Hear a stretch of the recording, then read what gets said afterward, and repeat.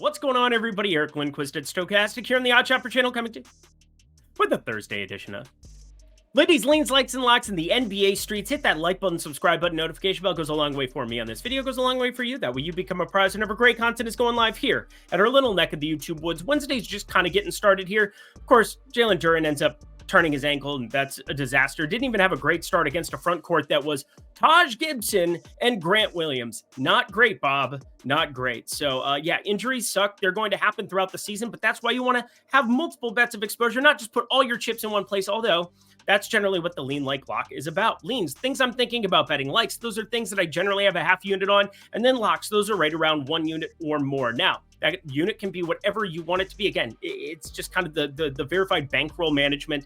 We want you to be smart and have multiple exposure. I mean, portfolio EV here at Odd Shopper, that's going to get you tons of bets immediately with simple clicks and being able to put up bets on BetMGM, on DraftKings, on FanDuel, on all the biggies.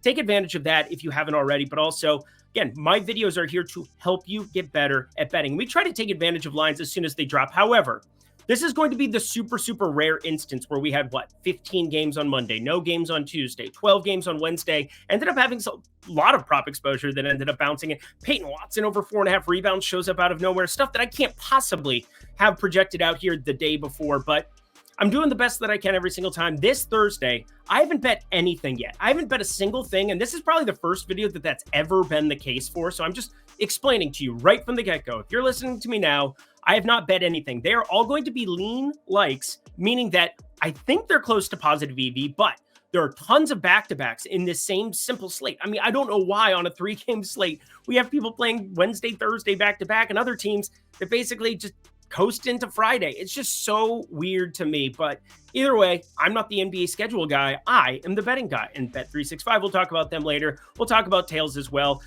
just in between the games, but I know it was a lot to talk about here on the front end.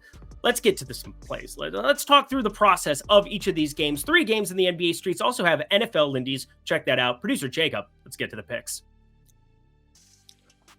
Let's set the stage here. Minnesota -6.5 taking on Chicago. I've done all of my prop projections and minute projections for each one of these games, and that's not the issue that I'm having. The issue I'm having is that you're not going to get a lot of props for a long time because I doubt we get Zach LaVine news. He ends up sitting out on Wednesday's game. Ayo Dosunmu steps into that starting lineup again. I yelled from the top of the rooftops, give me Ayo props, and then when they opened, they were just inflated.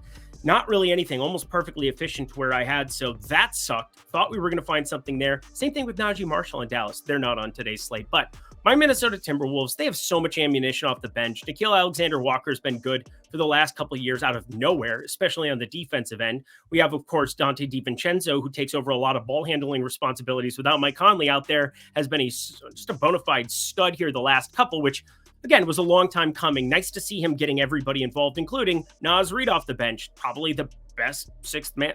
I don't know who else I would sign up. Oh, Peyton Pritchard's been pretty damn good. Trey Mann's been pretty good. But for the most part, give me Naz Reid every single time because the size, the opportunity, and he knocks down threes. Kind of useful for your guy. But we're starting to see a pretty good situation here for Minnesota. I'm surprised at the total, but here's kind of the issue. Zach LaVine being out would be a disaster to this game, and you'd really want to be on the Minnesota side. And, well, if they do put the beat down, we've seen Chicago play north of 106 possessions per 48 minutes, number 1 in pace so far to start off the season. Wednesday, maybe they have some guys rest on Thursday. Josh Giddey was ill, didn't necessarily have to play Wednesday, but they've got him more than likely fired up on the back-to-back. Chicago going to be traveling. I mean, there's just kind of a lot of disaster-type situations that exist around this game, and we're not going to get props on the Chicago side. Minnesota, they're starting to trickle in. I'm not a huge fan of taking stud points, but I'm actually going to talk about multiple studs and points down the line for this one because I think there's a chance for like a single game parlay type situation. So I'm going to have a little fun with it as these numbers start to roll out. I think there's going to be something for it. Obviously, if you're in the pick'em streets, I think underdog cards make a lot of sense to potentially have the points props here. But this is the best spot for Anthony Edwards to potentially have one of those nuclear games that we've had all season long. So for me, I look at this 8 p.m. Eastern time. All the games start at the exact same time. I'm going to be sitting around news. I'm going to be checking out Tails. You should be in Tails. It's my Discord. You can hang out there. I would love to have you. But we're going to go to Minnesota here as my lean like, because I do think Minnesota has a lot that could break their way to have this line move to 7.5, 8. But and Edwards, 30 plus points. I'm really looking at the usage here as something that has a lot of room to potentially grow. In fact, the most points he's put up in a game this season, 37. That was against Dallas on the 29th of October here. He's only had 2 games north of this 30 mark, 21 in back-to-back games, but against San Antonio on a back-to-back, and against Charlotte, it was a beatdown. Naz Reid went ballistic. Get ready for it. Ant, 30 plus. Think about packaging the threes on a site like FanDuel too, where you get a little bit of that boost. Super quick, super easy. You guys want to come kick it in tails and get all of my props for tomorrow? Because again, I have no idea what they're going to be yet because we're waiting on so much injury news. This is the easiest way to do it. You have pick'em sites all the way on the left. You have sportsbooks on the right. You have Rebet at the bottom. That's available in 47 of the 50 states. Not quite an electoral college, but just throwing it out there. 11 different sites that you have an opportunity to sign up at with these 4 simple steps and get me for free. That's a $50 value. You also get all of the ridiculous deals that you're going to get from all of those sites. So again, producer Jacob, fire up that dealio. 4 steps, super easy. You check out the promo, you sign up at the offer, you take screenshots of your welcome email and first settled bet, and you email support@oddshopper.com with the screenshots. You'll get me for free for an entire month. That will pay for itself over any period of time, greater than a day or two. Again, a week. I've had losing weeks in my life. I think a lot of people, if you're being honest in the streets, I'm not the guy who's out there just posting my wins only on Twitter. I'm out there tilting as well. I'm out there grinding in the NBA streets, my best sport, bar none, in my opinion. And, well, we're already off to a pretty decent little start here in 2024. Even better if Russell Westbrook wants to go to ballistic tonight with the rebounds and assists. That would make me happy. All right, y'all, back to the picks. All right, at least this is a freshie. We don't have Utah. We don't have Milwaukee playing here tonight. Let me actually double check because I feel like, the days blend together, although this one seems pretty easy to look at. Yeah, obviously they're not playing here tonight, but that would be going off. Yeah, there we go. Every game starting at 8 p.m. Eastern time. It's Utah +9 taking on Milwaukee. And wouldn't you know it, 227.5 total, higher than a Chicago game, which is kind of wild, but speaks to the defensive proclivity of my Minnesota Timberwolves. Big words. Look at that guy. He didn't go to Ivy League school. He went to Iowa State. Iowa State, great engineering school, great vet school.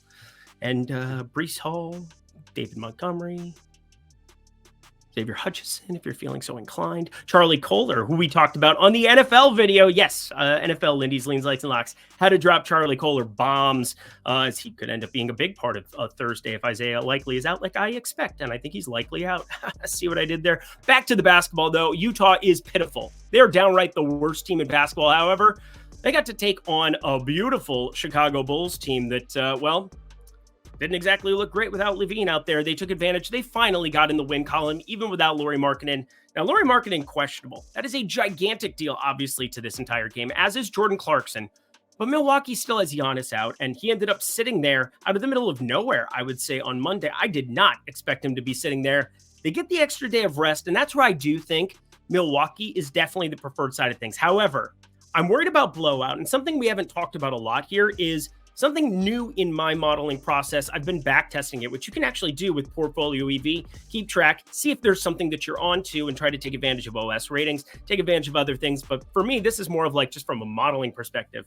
I think games like this are awesome to jump on first half lines because I'm so worried about blowout type potential. If you get Lauri Markkanen, who I think is more likely to sit than Giannis is, well, you've got value at 5.5. Obviously, it's 1 point higher than just chopping that one in half, because it's not like books are immune to not knowing that blowout risk exists. But Milwaukee, you give me that straight up rotation from both teams for an entire half, and I will take Milwaukee at 5.5 here. However, I'm going to try to react a little bit to news tomorrow, try to get some kind of insight on it. I repeat, haven't bet anything on today's slate yet, but I think Giannis is definitely the guy. 30 plus points. I expect his points prop to, it'll be 29.5 or 30.5. It's one of the two. Those will be the only two numbers where it drops at open. And against Utah with that terrible defense, bottom 3 in defensive rating, awful in terms of just about everything. And then playing up in pace still at the same time. Oh, wouldn't you know? That seems like a good spot to get Giannis involved. This Milwaukee team, well, they need to flip the switch like now. You can flip this switch too. Bet 5, get 150 in bonus bets at Bet365. I'm not going to waste your time for this. We'll just put the states, 11 of them on your screen. I don't want to have a long ad read here. If you guys want to take advantage and get $150 in bonus bets, do so at the link below. Producer Jacob, fire up those 11 states for the people if you could. That'd be great. Thank you, Colorado, Louisiana, Virginia, Kentucky, New Jersey, Arizona, Ohio, Iowa, Indiana, Pennsylvania, and North Carolina. Come on and raise up. Take your shirt off. Twist it around your head. Spin it like a helicopter. Only if you're 21 and over, 18 and over in Kentucky. If you have a gambling problem, please call 1-800-GAMBLER to the last game of the night.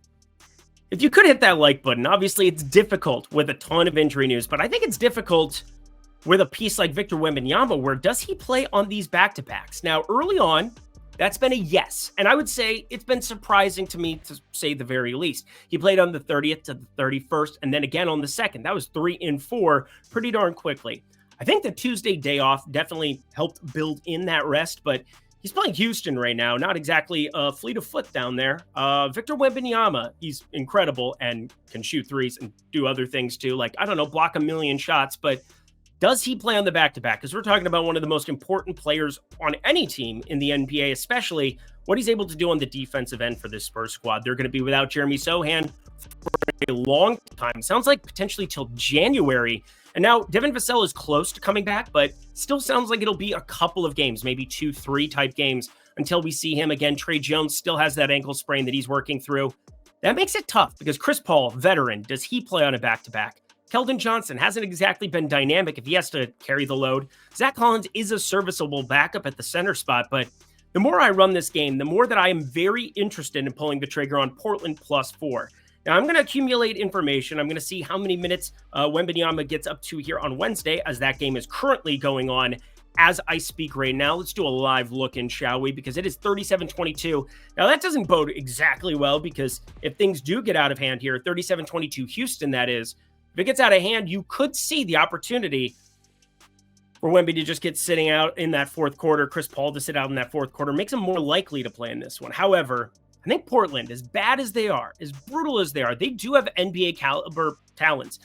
Denny Avdia can be decent enough as a role player. Don't love him as a starter for your team.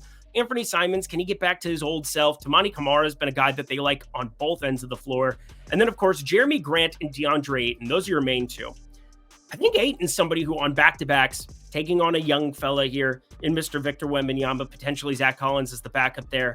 There are definite ways where DeAndre Ayton goes completely ballistic in this spot. His range of outcomes simming out this game is quite wide, in fact. However, he kind of reaches out to this distribution. He's averaging 14.5 points per game. He's starting to see some more usage, 14 shot attempts, 13 shot attempts. In fact, the last 5, he's averaging north of 13.5 shot attempts overall, which is a nice number when you're only playing 30-32 and they've had so many blowouts over the course of their start of the season, like Golden State opening night where he plays, 31 minutes. There's a range of outcomes in close games like this, 4 points. It's on the lower end of the spectrum for Portland. I think DeAndre Ayton is a great bet. Could have put 15 plus, but I put 20 plus here purely because I think if we're trying to extend that single game parlay, have a tiny bit amount like Ant, Giannis, Ayton, when these numbers drop, I know that those will all be pretty decent in the wheelhouse for Ant and Giannis. Let's put a plus money one together with Ayton because this will definitely be plus money, but taking advantage of a Wemby-less potentially San Antonio team, I doubt it. More inclined to think he plays on these back-to-backs early on, but you never know. Could be some nice value there. And that does it for another edition of Lindy's Leans, Likes, and Locks. You know what to do. Go to that comment section below. Let me know if there's something that sticks out to you early on for the props. If you have questions, hit me up at Eric Lindquist. I try to respond to absolutely everybody in my DMs, mentions, wherever you hit me up at. And of course, the easiest spot is in Tails. You can sign up for that down below. Would love to have you there. Again, keep that free month. You got a ton of different sites you can utilize for it. 4 easy steps in order to make it work for you right there on your screen. Would love to have you there. Let's get out of here. Super quick, super easy, less than 15 for an NBA covered video. Again, I really think that first half one is probably my favorite of everything, but we're going to be working through the numbers again here in the morning, revamping some minutes. That'll probably change a little bit here and there. Until next time, friends, I'm Eric Lindquist. Best of luck in the NBA streets on Thursday.